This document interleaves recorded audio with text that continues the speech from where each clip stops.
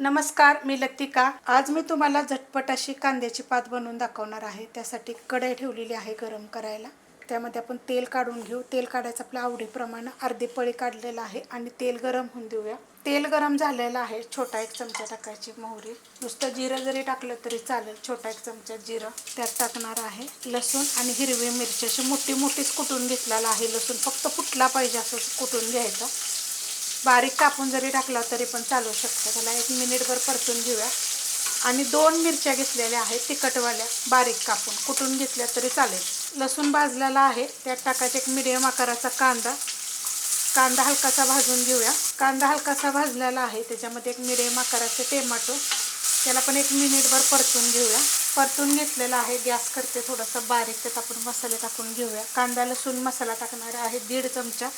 तुमच्या तिखटाप्रमाणे कमी जास्त करू शकता आणि कोणता जरी वापरला तरी चालेल। चवीप्रमाणे टाकायचं मीठ। मिक्स करून घेते। थोडीशी भाजी करताना ना थोडी झणझणीत करायची। ह्याच्यामध्ये एक मोठी जोडी घेतली होती कांद्याच्या पातीची, सगळी टाकून घेते। मसाला टाकताना गॅस बारीक केला होता। मिक्स करून घेते। मिक्स करून घेतलेले आहे आणि मिक्स करताना गॅस केला होता मीडियम। मसाले टाकल्यानंतर आणि भाजी टाकल्यावर बारीक केला होता, तर मीडियम परत केलेला आहे। आता ह्याच्यामध्ये चण्याची डाळ टाकणार आहे। तर चण्याची डाळीला काय केलं होतं, 1-2 तास भिजत घातली होती। भिजल्यानंतर पूर्ण पाणी नितळल्यानंतर असं एकदा फिरवून घेतलेली आहे। तर चण्याची डाळ किती, एक मोठी जोडी होती तर अर्धी वाटी मी चण्याची डाळ भिजत घातलेली। आवडीप्रमाणे थोडीशी कमी जास्त केली तरी चालेल। आणि जर तुम्हाला चण्याची डाळ जर खायची नसेल तर नुसतं शेंगदाणे भाजून तुम्ही मोठे मोठे जरी कुटून टाकले तर चालेल। आणि ही चण्याची डाळ बघा जास्त अशी बारीक केलेली नाही। एका डाळीचे 2 ते 3 तुकडे झाले पाहिजेत, अशा पद्धतीत तुम्ही बारीक करायचे। बंद चालू केल्यावरनं तशा पद्धतीत होत्या। तर हे चांगलं मिक्स करून घेते। डाळ टाकल्यानंतर बघा हे चांगलं व्यवस्थित मिक्स करून घेतलेलं आहे, वर खाली करून घेतलेलं आहे।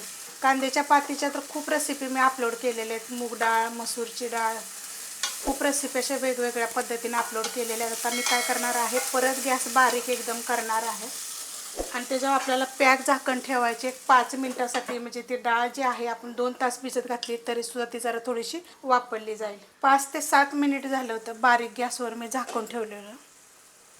झाकण काढून घेते। आता झाकण ठेवायचं नाही। झाकण का ठेवलं होतं आपण, ही डाळ शिजवायसाठी थोडीशी वेगळ्या पद्धतीत दाखवलेली आहे। जर कढई तुमची पातळ वगैरे असली तर हलवायची, खाली वगैरे लागेल। हे बघा खाली लागत नाही काय नाही। खूप चविष्ट होते बरं का अशा पद्धतीत। 1 मिनिटभर फक्त आपण ह्याला थोडा वेळ असं परतून घेऊया। 1 मिनिटभरच ठेवले होतं बघा, मस्त अशी झालेली आहे भाजी। ही तुम्ही भातावर खाऊ शकता, अशीच खूप छान लागेल।